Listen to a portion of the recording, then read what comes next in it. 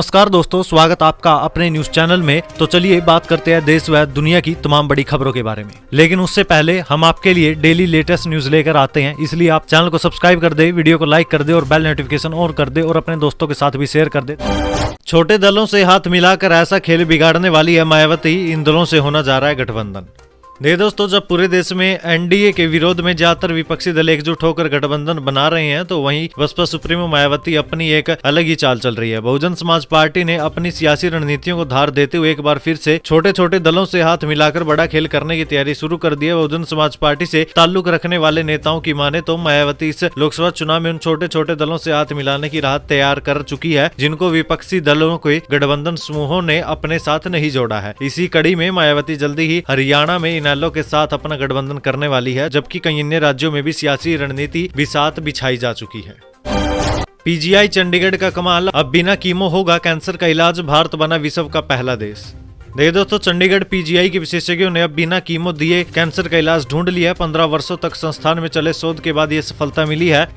हेमोटोलॉजी विभाग के विशेषज्ञों ने एकजुट प्रोमाइलोसाइटिक ल्यूकेमिया के मरीजों को बिना कीमो दिए पूरे तरीके से ठीक कर दिया है। दावा है कि पीजीआई की इस उपलब्धि में से भारत विश्व में बिना कीमोथेरेपी के कैंसर का इलाज करने वाला पहला देश बन गया है। पीजीआई के शोध को ब्रिटिश जर्नल ऑफ हेमोटोलॉजी में प्रकाशित किया गया है। पीएम मोदी ने असम में 11,600 करोड़ की परियोजनाओं की रखी नींव, बोले हम विकास की नीति पर काम करते हैं। दोस्तों, प्रधानमंत्री नरेंद्र मोदी असम दौरे के दूसरे दिन रविवार को गुवाहाटी के खानापारा वेटरनरी फील्ड में पहुंचे थे। यहाँ पीएम ने 11,600 रुपए की परियोजनाओं को उद्घाटन और शिलान्यास किया। इसके बाद पीएम ने यहाँ विशाल जनसभा को भी संबोधित किया। पीएम ने जनता से कहा कि जिन परियोजनाओं की आज उन्होंने नींव रखी है, उनसे आगे आने वाले समय में काफी रोजगार बढ़ेंगे। प्रधानमंत्री ने कहा कि विकास और विरासत हमारी सरकार की नीति है। असम में डबल इंजन की सरकार सिर्फ विकास की नीति पर काम करती है।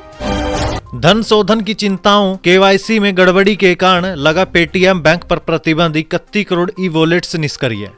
देखिए दोस्तों, आरबीआई ने पेटीएम पेमेंट्स बैंक लिमिटेड को 29 फरवरी के बाद सड़क टोल का भुगतान करने के लिए फास्टैग में अतिरिक्त जमा लेने, क्रेडिट लेन देन करने और किसी भी ग्राहक खाते, प्रीपेड उपकरणों, वॉलेट और कार्ड पर टॉप अप करने सहित अधिकतर व्यवसाय को रोकने का आदेश दिया है। आरबीआई के मुताबिक ये कदम व्यापक प्रणाली ऑडिट रिपोर्ट और बाहरी ऑडिटरों की अनुपालन सत्यापन रिपोर्ट के बाद उठाया गया है। इन रिपोर्टों से भुगतान बैंक में लगातार नियमों के गैर अनुपालन और सामग्री पर्यवेक्षण से जुड़ी चिंताएं सामने आई है। आरबीआई ने पहले 11 मार्च 2022 को पीपीबीएल को तत्काल प्रभाव से नए ग्राहकों को जोड़ने से रोक दिया था।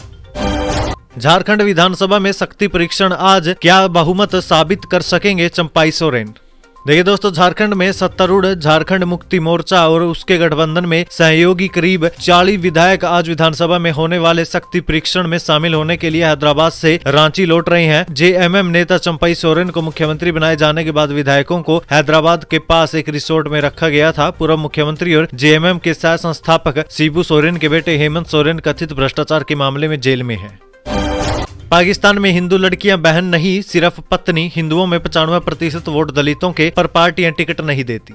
संकरी अंधेरी गलियां, छोटे छोटे घर और गलियों में भरा गंदा पानी, इनके बीच से गुजरते हुए अनीता माहेश्वरी हर घर के दरवाजे पर दस्तक देती हैं, लोगों से उनकी परेशानियां पूछती हैं और फिर अपने लिए वोट देने की गुजारिश करती है। अनीता पाकिस्तान के सिंध प्रांत में विधानसभा चुनाव लड़ रही है। वे जनरल सीट से कैंडिडेट भी हैं। सिंध विधानसभा में 130 जनरल सीटें हैं, जिनके लिए अनीता बाई की तरह 1834 और लोग चुनाव लड़ रहे हैं। अनीता माहेश्वरी कराची के लियारी इलाके से चुनाव लड़ रही है। वे बताती है कि मेरे चुनाव लड़ने का मकसद अपने समुदाय की महिलाओं और बच्चों की मदद करना है। विधानसभाओं में बैठने वाले हमारे नेता हमारी बात नहीं सुनते। हमें अपने पूजा स्थलों के लिए सुरक्षा चाहिए, हमारी जवान लड़कियों के लिए सुरक्षा चाहिए, हमारे बच्चों को नौकरी नहीं मिल रही है, हमारा तबका दिन ब दिन नीचे गिरता जा रहा है। 2017 की जनगणना के मुताबिक पाकिस्तान में हिंदुओं की आबादी करीब 45 लाख थी। कुल हिंदू वोटर्स में करीब 95% तो दलित हैं। इतनी बड़ी आबादी होने के बावजूद उन्हें बुनियादी सुविधाएं भी नहीं मिल पाती। धर्मांतरण, मर्डर और जमीनों पर कब्जा बहुत आम बात है। केजरीवाल बोले, बीजेपी में चले जाओ तो सारे खून माफ, कतई नहीं जाऊंगा। आतिशी को क्राइम ब्रांच का नोटिस, आज मांगा जवाब। देखिए दोस्तों, दिल्ली में आम आदमी पार्टी विधायकों की खरीद फरोख्त के मामले में क्राइम ब्रांच ने अरविंद केजरीवाल के बाद मंत्री आतिशी को भी नोटिस जारी कर दिया है। दिल्ली पुलिस ने दोनों नेताओं से आज मामले में सबूत देने को कहा है और उधर अरविंद केजरीवाल ने क्राइम ब्रांच के नोटिस को लेकर भाजपा और केंद्र सरकार पर निशाना साधा। केजरीवाल ने रोहिणी में एक स्कूल के शिलान्यास कार्यक्रम में कहा, इन्हें जो साजिश करनी है कर ले, मैं भी इनके खिलाफ डटा हूँ, मैं भी नहीं छोड़ने वाला। केजरीवाल ने कहा कि ये कहते हैं कि बीजेपी में आ जाओ, हम छोड़ देंगे। मैंने कहा बिल्कुल नहीं आऊंगा, कतई नहीं आऊंगा। क्यों आ जाए बीजेपी में चले जाओ तो सारे खून माफ। हमने कौन सा गलत काम किया है? स्कूल अस्पताल सड़कें ही तो बनवा रहे हैं, पानी का ही तो इंतजाम कर रहे हैं, सीवर ही तो ठीक करा रहे हैं। पब्लिक प्रॉपर्टी के नुकसान पर लो पैनल का सुझाव, जब तक नुकसान की वसूली न हो तब तक दंगाई को जमानत न दी जाए। देखिए, रिटायर्ड जस्टिस ऋतुराज अवस्थी की अध्यक्षता वाले भारत के 22वें विधि आयोग ने शुक्रवार 2 फरवरी को मोदी सरकार को एक रिपोर्ट सौंपी थी। रविवार को सामने आई इस रिपोर्ट में दंगाइयों के लिए कड़े जमानत प्रावधानों की सिफारिश की गई है। पैनल ने सुझाव दिए कि सड़कें जाम करने और तोड़फोड़ करने वालों पर सार्वजनिक निजी संपत्तियों को हुए नुकसान के बाजार मूल्य के बराबर जुर्माना लगाया जाए। दंगाइयों को जुर्माने की वसूली के बाद ही जमानत दी जाए। अब कभी नहीं छूट पाएंगे बिल्किस के दोषी, बिल्किस की वकील शोभा गुप्ता बोली, 14 साल तक माफी भी नहीं।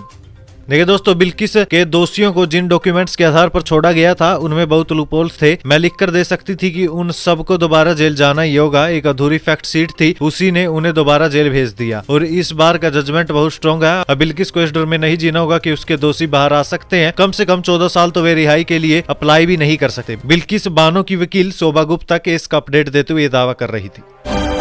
राहुल बोले, हमने आदिवासियों के जल जंगल जमीन की रक्षा की। बीजेपी सरकारी संपत्ति पूंजीपतियों को सौंप रही, झारखंड की स्टील इंडस्ट्री भी उन्हें दे देगी। देखिए दोस्तों, राहुल गांधी की न्याय यात्रा का कल 22वां दिन था। राहुल 2 फरवरी से झारखंड में है। उन्होंने रविवार को धनबाद में लोगों को संबोधित किया। उन्होंने कहा कि कांग्रेस ने हमेशा आदिवासियों के जल जंगल जमीन की रक्षा की है और करती रहेगी। हम आपके साथ खड़े हैं। राहुल ने कहा कि देश के चुनिंदा पूंजीपतियों को आपकी संपत्ति सौंपी जा रही है। पहले PSUs में रोजगार मिलता था, अब उन सभी का एक एक कर निजीकरण किया जा रहा है। अगर ऐसे ही चलता रहा तो मोदी सरकार झारखंड की स्टील इंडस्ट्री भी अपने पूंजीपति दोस्तों को सौंप देगी।